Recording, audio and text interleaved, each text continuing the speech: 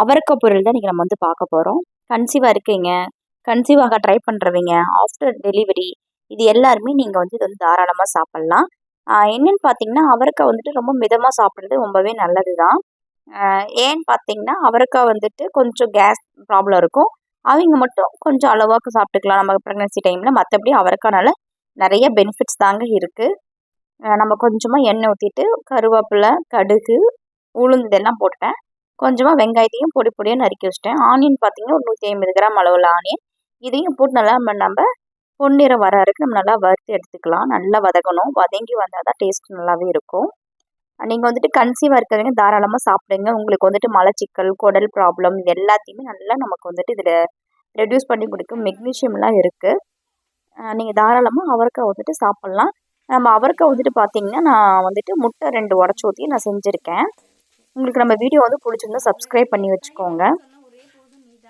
வெங்காயம் நல்லா வதங்கி வந்தோடனே நான் இந்த மாதிரி பொடி பொடியாக அவரைக்காய் வந்து நறுக்கி வச்சது இதில் வந்து நான் போட்டுட்டேன். போட்டு நல்லா வதக்கி எடுத்துக்க போகிறோம். அவ்வளோதான். கொஞ்சமாக தண்ணி ஊற்றி நான் வேக வச்சு எடுத்துட்டேன். இந்த மாதிரி வெந்து வந்துருச்சு. இந்த ஸ்டேஜில் கொஞ்சமாக வாட்ரு வந்துட்டு ஒரு 10 ml போதும், அதுவே போதும்.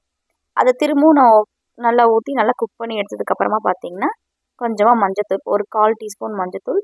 உங்களுக்கு மிளகாத்தூள் வந்துட்டு நான் 1 டேபிள் ஸ்பூன் டீஸ்பூன் போட்டிருக்கேன். உங்களுக்கு எந்த அளவுக்கு வேணுமோ அந்த அளவுக்கு நீங்கள் எடுத்துக்கோங்க. கரம் மசாலா, கொஞ்சமாக மல்லித்தூள், இது எல்லாமே ஆட் பண்ணி நான் நல்லா கிளறி விட்டு திரும்பவும் மூடி வச்சு தான் நான் வேக போகிறேன். நீங்கள் வந்துட்டு காரம் உங்களுக்கு எப்படி பிடிக்குமோ அந்த அளவுக்கு நீங்கள் போட்டுக்கணும். நான் வந்து காய்கறிலாம் செஞ்சேன்னா கண்டிப்பாக அதில் கரம் மசாலா ஆட் பண்ணுவேன். நான் கொஞ்சம் கூடுதலாகவே கரம் மசாலா போட்டு தான் நான் சமைப்பேன். உங்களுக்கு வேண்டாம், டைஜன் ப்ராப்ளம் ஆகும், நெஞ்சு எரிச்சலாக இருக்குன்னா நீங்கள் கரம் மசாலா ஸ்கிப் பண்ணிக்கிறது ரொம்பவே நல்லது தான்.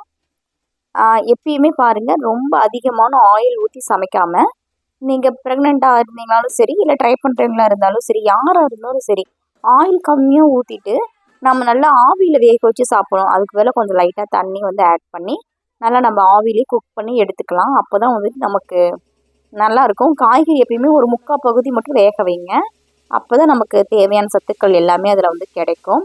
அவ்வளோதான். நல்லா நான் கிளறி எடுத்துட்டேன். பாருங்கள், இந்த அளவுக்கு தான் இருக்குது. எடுத்து வச்சுட்டேன்.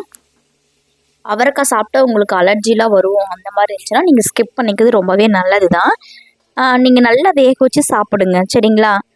கன்சீவாக இருக்கும்போது பார்த்தீங்கன்னா 3/4 பதத்தை விட நீங்கள் ஃபுல்லாக வேக வச்சு சாப்பிட்றது ரொம்பவே நல்லதா. நான் இந்த ஸ்டேஜில் வந்துட்டு ஒரு 3 முட்டை எடுத்துட்டேன். முட்டையை போட்டுட்டு நல்லா நான் ஒரு பேனில் ஒரு 2 டிவைட் பண்ணி ஒரு சைடு மட்டும் நான் வந்துட்டு முட்டையை உடச்சி ஊற்றி இது பண்ணிக்க போகிறேன். ஏன்னா ஒரு மாதிரி சதன்னு இருக்கும். நம்ம காய்கறியில் அப்படியே போட்டு நம்ம இது பண்ணோமா, கொஞ்சம் ஒரு 75% வந்துட்டு நல்லா எக்கு மட்டும் தனியாக குக் ஆகட்டும். அப்புறமா நம்ம வந்து காய்கறியில் வந்துட்டு ஆட் பண்ணிக்கலாம். நான் ஃபஸ்ட்டு 2 எக்கு ஊற்றி தான் வந்துட்டு நான் இது பண்ணேன். அப்புறமா பார்த்தீங்கன்னா நான் 3 எக்கு வந்து போட்டேன். ஏன்னா நான் காய் வந்துட்டு அதிகமாக இருக்கு இல்லையா, அதனால்.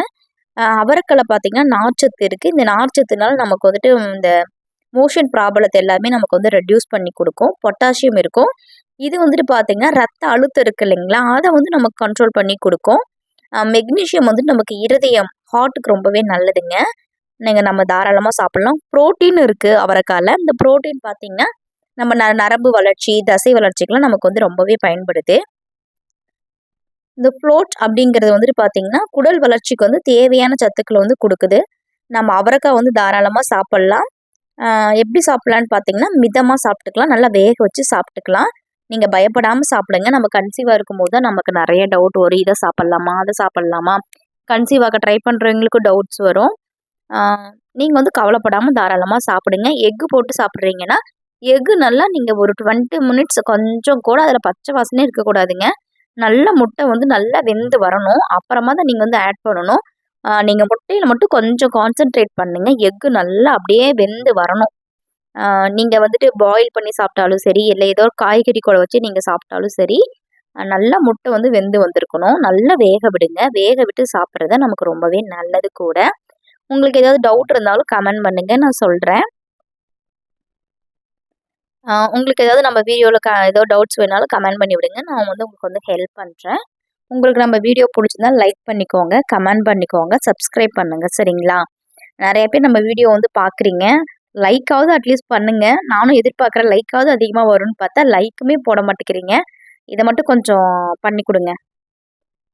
நீங்கள் முட்டை சாப்பிட்றீங்க அப்படின்னா ஹாஃப் பாயிலோ இல்லை வந்துட்டு ஏதோ ஒன்று அந்த மாதிரிலாம் நீங்கள் சாப்பிடக்கூடாது சரிங்களா. நல்லா குக் பண்ணி தான் நீங்கள் வந்துட்டு சாப்பிட்ணும். ஆம்லேட் போட்டாலும் சரி, எது போட்டாலும் சரி, நீங்கள் நல்லா எக் கறி எது செஞ்சாலும் நல்லா குக் பண்ணி தான் சாப்பிட்ணும். நீங்கள் பச்சையாக தயவு செஞ்சு சாப்பிட்றாதீங்க. பாதி வெந்து பாதி வேகாமல் அந்த மாதிரிலாம் நீங்கள் சாப்பிடக்கூடாது. 20 மினிட்ஸ் வந்து எக் வந்து நம்ம பாயில் பண்ணி தான் சாப்பிட்ணும். தேங்க்யூ.